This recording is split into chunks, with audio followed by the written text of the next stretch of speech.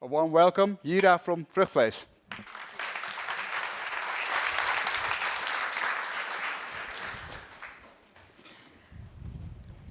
Thank you. Conquering time and place. How does a startup with 3 million people, for 3 million users worldwide, end up with a small agency in The Hague? And more importantly, how does this small agency handle this big ask? So, to tell a little bit about us, Vruchtvlees, we are a company with 24 people.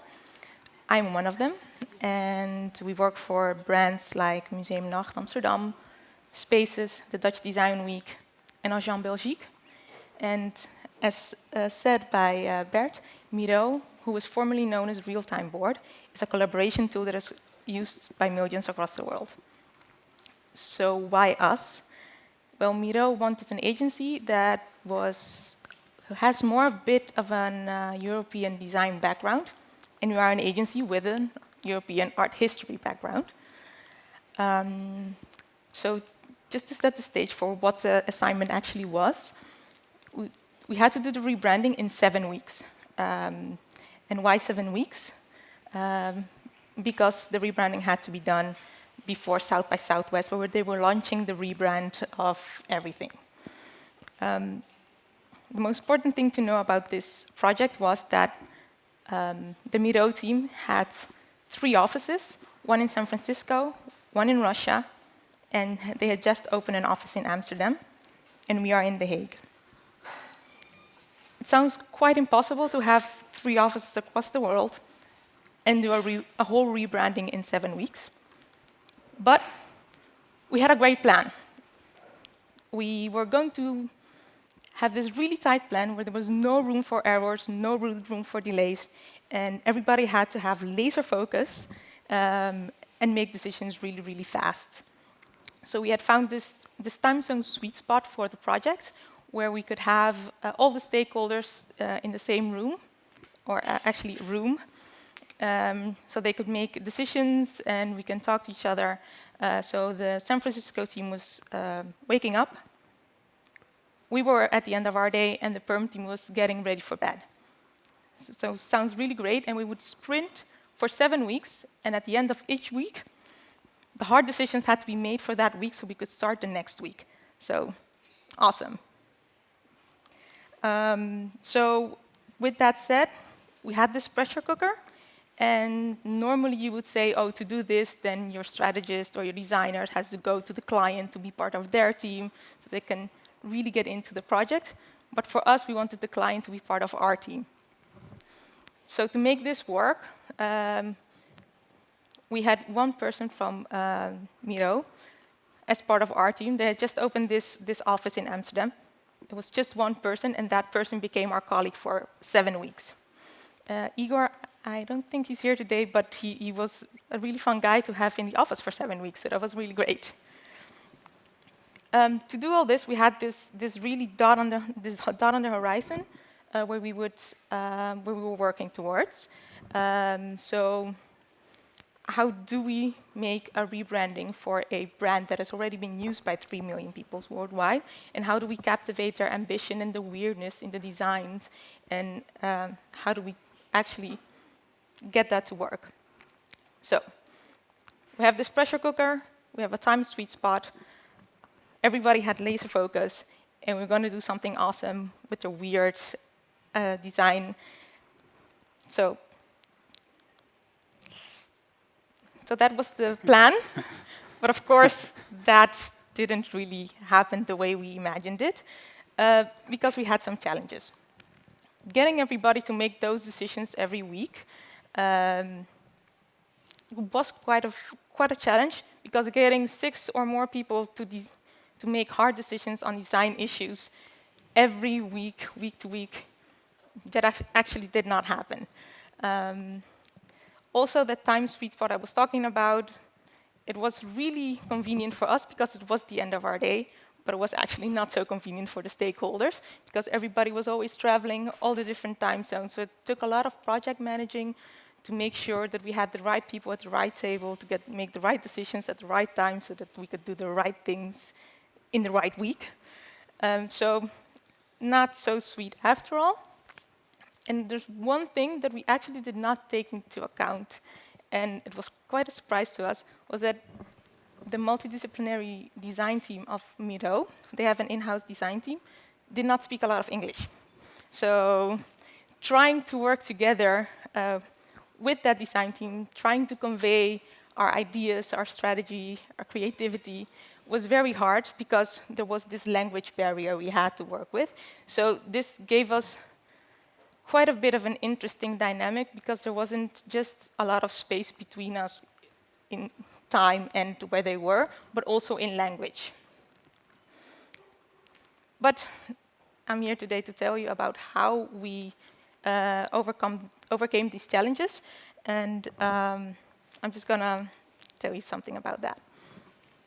So getting everybody aligned, getting 6 people just to have the same mindset strategically and creatively, that actually does not exist. So we let that go. We came up with a way that, through trial and error, we just thought we just make something so awesome, there's no more room for discussion. So in the end, that's what we did. So we just presented something, they loved it, we moved on. The time thing. So in the beginning, we started really using that sweet spot and hammering on it, that that's the best way that we could do our presentations. But at some point, after a lot of time just trying to get everybody on the same table, we just let go of time. And we came up with creative ways to give presentations, have people be able to give their feedback. So we started actually taping all our presentations at the end of our day. We would put that actually in the Miro tool itself, so the tool that we were rebranding, we were using in the project. So that meant that by the end of our day, we would be done with our work, put it in the tool. In San Francisco, they would be waking up, have a whole day to give feedback and discuss. In Perm, they have a whole evening and a whole morning. And by the time we woke up, we would have our feedback waiting there for us, so we could start our day. And by doing this, we kind of actually gave ourselves more time, because we could just take it easy and not have the stress of presenting for a whole group of people and then having to deal with the feedback at the same time. But one of the things that I'm most psyched of was the way that we handled the language thing. Our designer, Walewijn, had a really hard time to convey his ideas and his mindset to other designers. So he came up with this infographic design language thing, where we would put all the things we have in the Miro tool, trying to explain what it is that we were doing. You can see 4 different illustrations, and that's actually, you can see the progress of the different illustrations there. This gave the design team a way to be involved in the process. They could see all our left and right turns, all our hits and misses, and also all the decisions we were making. And they were already accustomed to work in the tool because they're using it themselves from day to day. And I think that without the Miro tool, we could actually not have done the Miro rebranding. If I zoom in a little bit more, you can see a little bit more of details. The difference in illustrations is like the difference from week to week.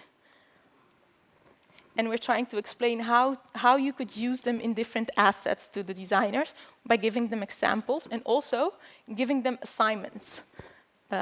You see that there's not a lot of words, it's just pictures.